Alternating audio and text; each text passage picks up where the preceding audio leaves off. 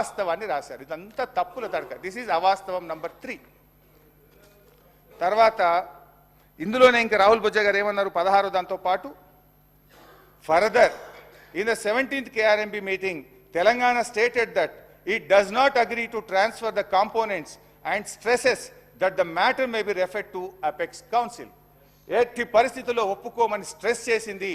మీరు దీన్ని apex కౌన్సిల్కు refer చేయాలని చెప్పి 17వ KRMB మీటింగ్లో కూడా అప్పటి ప్రభుత్వం చెప్పిందనే విషయాన్ని మీ రాహుల్ బొజ్జా గారు మీ సెక్రటరీ గారు కేంద్ర ప్రభుత్వానికి రాసిన ఉత్తరం. ఇది అవాస్తవం నంబర్ 3. ఇకపోతే అవాస్తవం 4. ఇందులో అవుమరిగా ఇది వాస్తవాలు కాదు, ఇది అవాస్తవాలు అని బుక్ పెట్టాలి. అవాస్తవం నంబర్ 4. అరే ఉన్నదంటే ఉలికేందుకు బట్టన్నా ఓపిక పట్టే దండం పెట్టా, నువ్వు ఉప ముఖ్యమంత్రి ఓపిక తెచ్చుకో. అవాస్తవం 4 పేజ్ నంబర్ 4 లాస్ట్ పారాగ్రాఫ్. తెలంగాణలో కేసీఆర్ ప్రభుత్వం అధికారం చేపట్టినప్పటి నుంచి కృష్ణానది జలాలు కృష్ణా మీద ఉన్న ప్రాజెక్టులలో 9.5 ఏళ్లు ఏ రోజు పట్టించుకోలేదు. ఉమ్మడి ప్రాజెక్టులను అప్పగించేందుకు రాష్ట్ర పునర్విభజన చట్టంలో ఉన్న నిబంధనలను ఒక్కరోజు కూడా వ్యతిరేకించలేదు. తెలంగాణ రాష్ట్రం ఏర్పడినప్పటి నుంచి నీటి వాటాల విషయంలో అని ఒకటి రాశారు. అధ్యక్ష, దీంట్లో 2 విషయాలు. మేము ఆ నీటి వాటాలను వ్యతిరేకించలేదు అని అన్నారు కదా, దాంట్లో స్పష్టంగా 2nd అపెక్స్ కౌన్సిల్లో స్పష్టంగా కేసీఆర్ గారు దాన్ని వ్యతిరేకిస్తూ చెప్పినటువంటి మినిట్స్ ఉన్నాయి. అంతేకాకుండా 27 ఉత్తరాలు రాశాం ఇప్పటివరకు. ఈ నీటి వాటాల పంపకం మీద కావాలంటే బట్టి గారికి మన ఉత్తమ్ గారికి బుక్ పంపిస్తా 50-50 రేషియో ఇవ్వాలని కేంద్ర ప్రభుత్వానికి 2000 అని కూర్చోండి లాస్ట్కి చదవాలి. ఇదేంటి సార్ ఇది అబద్ధ స్పీకర్ గారు, this kind of blatant lying is not good. కాదు ఇప్పుడు ఇదేదో మరీ శాసనసభని గ్రామ పంచాయతీ స్టాండర్డ్ తీసుకుపోదని రిక్వెస్ట్ చేస్తున్నాం.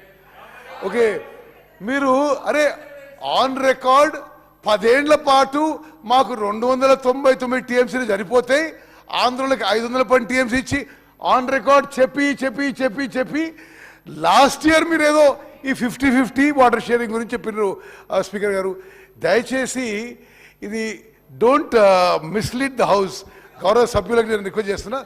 They have accepted 512,299 TMC from 2015 to 2022. ఇప్పుడేదో ఒక పొలిటికల్ యాంగిల్లో తీసుకొని 50-50 అంటారు. మీరు 50-50 ఎందుకు అడుగుతున్నారు? Why did you ask 68-32? What is the basis of 50-50? దయచేసి స్పీకర్ గారు, వారు చెప్పే విషయాల్లో అంటే వారు అవాస్తవం అంటున్న విషయం కూడా అది they are not quoting correctly. It is not correct. చాలా చెప్పేటి ఉన్నాయి మీ అబద్ధాల్ని. సార్ అధ్యక్ష, ఇప్పుడు వారు నిలబడి ఒక అబద్ధం ఆడినరు, అవాస్తవం అని చెప్పిన అది చెప్తా. వారు ఏమన్నారు తెలుసా? లాస్ట్ ఇయర్ అట ఈ 50-50 అనేది గత సంవత్సరం అడిగినరు, మొదలు అడగనే లేదు అన్నారు. I will read out. ఎన్ని అవాస్తవాలు మీరు మాట్లాడతారు అంటే మీరు ఏమన్నా మా మీద బురద చల్దామని డిసైడ్ అయ్యి వచ్చింది. కానీ అట్లా చల్లించుకోవడానికి మేము మీలాగా ప్రిపేర్ అయ్యలేము అని బయటకు పోవడానికి రెడీగా లేము. ప్రతిదీ ఆన్సర్ చేస్తాం. అధ్యక్ష, ఎస్ ద లెటర్ 7 ఉత్తమన్న మాట్లాడతారా ముఖ్యమంత్రి గారు? కూర్చోవాలనా? ఎందుకట్లా running comments? You are the chief minister, you are the leader of the house. Why are you speaking like that? Harish Rao గారు వారు కోరుకున్నారు. ముఖ్యమంత్రి గారు, గౌరవ ముఖ్యమంత్రి గారు. స్పీకర్ సార్, తెలంగాణ సమాజానికి నీళ్ళు అనేవి ప్రాణప్రదాయిని. ముఖ్యంగా దక్షిణ తెలంగాణ, మహబూబ్ నగర్, రంగారెడ్డి, నల్గొండ, ఖమ్మం జిల్లా వరకు కృష్ణానది జలాల మీదనే ఆధారపడి జీవితాలు కొనసాగిస్తున్నాము. మహబూబ్ నగర్ జిల్లా 10 లక్షల మందికి పైగా వలసలు పోయి తట్ట పని, పార పని, మట్టి పని, బొగ్గుబాయి, ముంబై లాంటి వలసలు పోవడానికి కారణము 2009లో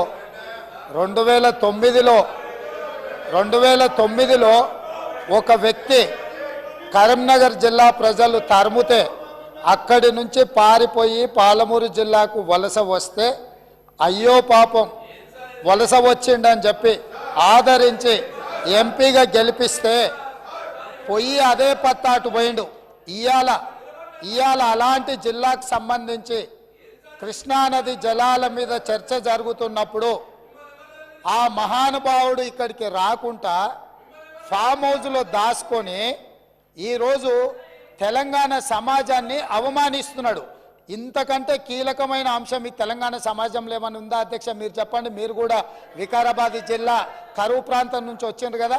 ఇంత కీలకమైన చర్చ జరుగుతున్నప్పుడు తెలంగాణ సమాజానికి వాస్తవాలు చెప్పాల్సిన వినిపించాల్సిన అవసరం వచ్చినప్పుడు ఈ సభ మొత్తం మా సాగునీటి పారుదల శాఖ మంత్రి గారు ప్రాజెక్టులను కేంద్ర ప్రభుత్వానికి ఒప్పజెప్పేదే లేదు, కృష్ణానది జలాలలో పరివాహక ప్రాంతం ప్రకారం 68% వాటా నీళ్లు తెలంగాణకి ఇవ్వాలని ఒక ప్రత్యేక రెజల్యూషన్ మూవ్ చేసినప్పుడు హుందాగా ప్రధాన ప్రతిపక్ష నాయకుడు వచ్చి ఇక్కడ కూర్చొని ఈ తీర్మానానికి మద్దతు పలికి తెలంగాణ సమాజమంతా తెలంగాణ హక్కుల మీద తెలంగాణ నీళ్ల మీద ఒకే మాట మీద నిలబడ్డమని ఆంధ్రప్రదేశ్ నుంచి కేంద్ర ప్రభుత్వం వరకు ఒక సందేశాన్ని పంపాల్సిన సందర్భంలో సభకు రాకుండా ఫామ్ హౌస్లో దాచుకొని ప్రజలని తప్పుదోవ పట్టించడానికి వారిని పంపించి వారు పచ్చి అబద్ధాలు మాట్లాడుతున్నారు.